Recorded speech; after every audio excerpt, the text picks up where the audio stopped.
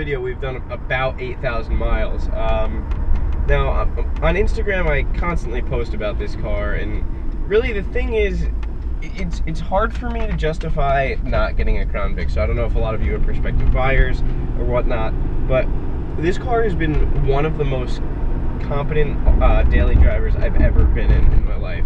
And you know, there's a reason for that. This car was a fleet vehicle. It is a fleet vehicle. And it was designed to do a job every single day, day after day, without complaining. This car has done exactly that. It takes me to school and work. My work is right by my school. And the round trip commute is 120 miles. And it does that about 5 to 6 days a week. It's really, truly remarkable of the resilience that this car has. Now, am I saying that the Crown Vic is the only car on the planet? No. What I am saying is, if you're going to spend more than $4,000, $4,000 to $6,000 on a car, you better have some pretty good justification of why you're getting that car over a workhorse like this.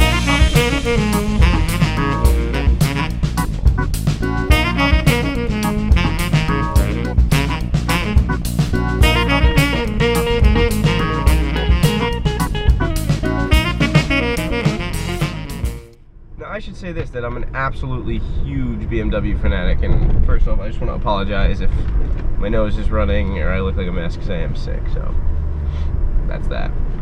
But first of all, I just want to say I'm a huge BMW fan, as you guys know, but I never, ever, ever take any BMW daily over this. Now, what are the cons of this car? Because I'm pretty sure you've only heard me say pros about this car. Really, I'm trying to find criticism about this car is difficult because it drives unbelievably, it sounds phenomenal, and I think it looks stellar. It really does look stellar. The cons would honestly lie in the interior.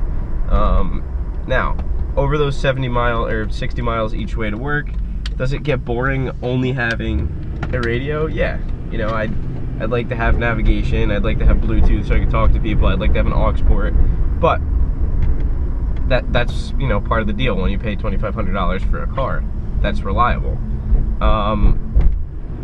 The other thing is, I tinted this car so dark, it has 5% tints all around, that it is honestly a hassle driving at night. I'll be honest with you, it's really a hassle, just due to the fact that it's so dark. But that's my error, that's not the Crown Vic's fault.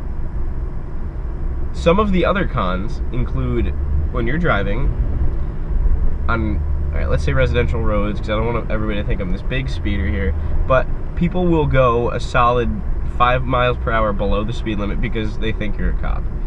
They'll come in the complete stops at every single darn stop sign, and they will do that for the whole time as long as you're behind them. So it could delay you going places. The other thing is, well, with this specific year, the 08, I know the 08 was pretty problematic with this, is that the speedometer, the entire gauge cluster has some sort of wiring issue, some electrical issue, so it often does not work. Now, compare that with my 5% tints at night, it gets very, very, very dark in here. Now, I, quote, designed, my particular spec with, the antennas, with the window tints, with the, everything like that. I wanted to model it after, a state police car. And this car primarily sees highway. It's almost exclusively highway. So the dark tint, there's a guy coming to a complete stop. So the dark tints don't really bother me too much, to be honest with you. But it's just something to keep in mind. It never gets old. That really never gets old. So, aside from those two factors, and quite honestly, they're pretty unimportant. I mean, you could live without gauges. Funny story, I did run out of gas one time because I misjudged how much gas I had left. So there was that. But overall, this car has just been an absolute pleasure to drive. It's been a pleasure to own, pleasure to drive. It's just the road presence it has is absolutely staggering.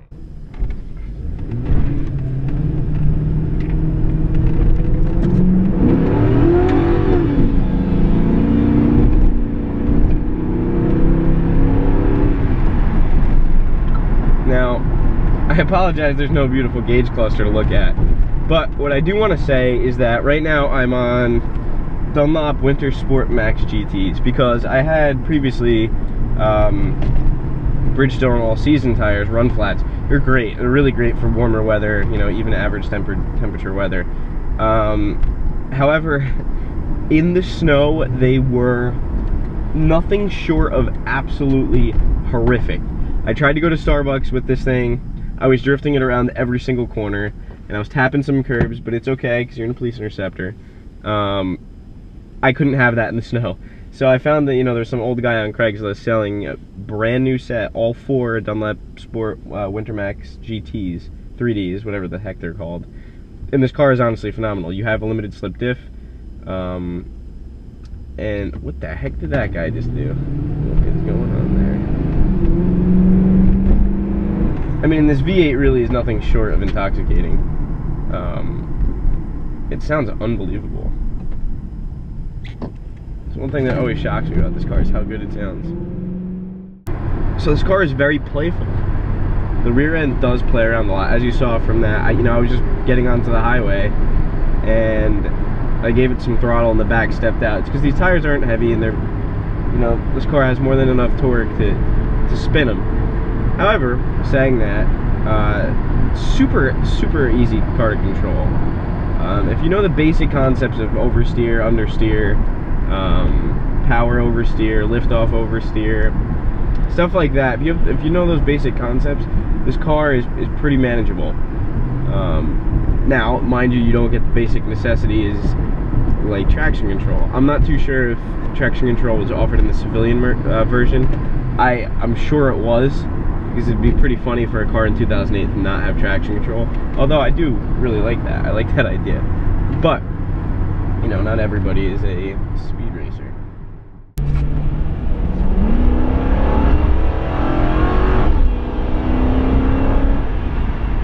This guy's in the way here. Let's see if he gets over.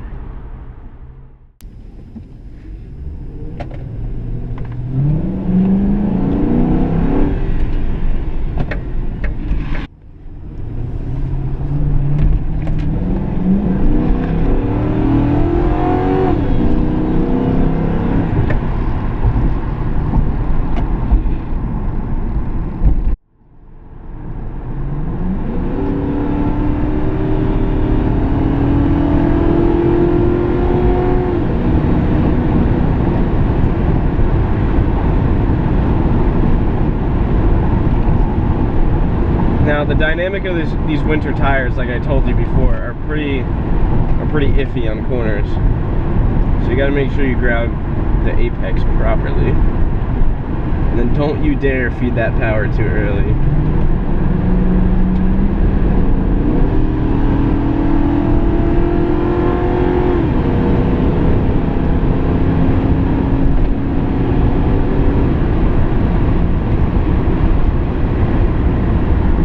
And now we cool down. There's a fellow Panther over there.